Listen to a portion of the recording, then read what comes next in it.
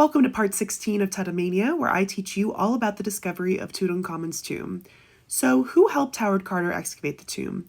For the first couple days of the season, before the discovery, Carter seemed to only have the native Egyptian men helping him in the excavation. But who were they? Unfortunately, there are dozens of Egyptian men and children who will remain unnamed. Archaeology was very different back then. Usually there was a core excavation team that was in charge of a much larger group of native Egyptians who did most of the physical labor of the job. Just around this time period, archaeologists started excavating in a more scientific manner, carefully recording what they found and where. Over time, that has increased, so we often look back and critique past archaeologists for their methods, but that's just how it was done, and that's how the field has advanced over time.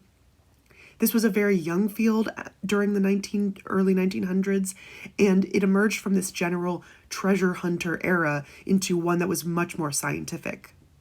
The native Egyptians at the time were doing most, if not all, of the brunt physical work of the digging and hauling baskets of soil and sand. There were foremen who were in charge of these groups of men, but they also hired young children to do some of the easy work, like moving baskets of sand or hauling water up to the site, like Hussein Abdel Rasul, who discovered the first step.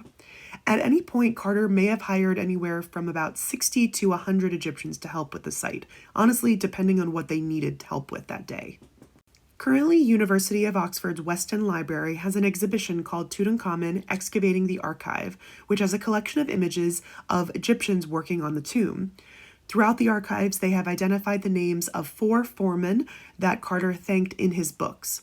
They were Ahmed Gerigar, Gad Hussein Abu Awad, and Hussein Ahmed Said. Unfortunately, they could not identify their names with any of the photographs. While Carter might have appreciated the men, he also did so in a very colonial context, so that's very good to keep in mind.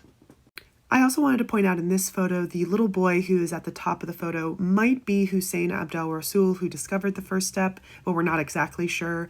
But this shows that the Egyptians were also privy to do certain tasks that were inside of the tomb rather than just hauling sand, and that he had a specialty job essentially because he was so small to fit in and help with the removal of this wall. So I just want to say thank you to all of the Egyptians who had helped working on this tomb. You and your work is very much appreciated, and I wish that we knew more about you and the names of all of the workers that helped out on this tomb.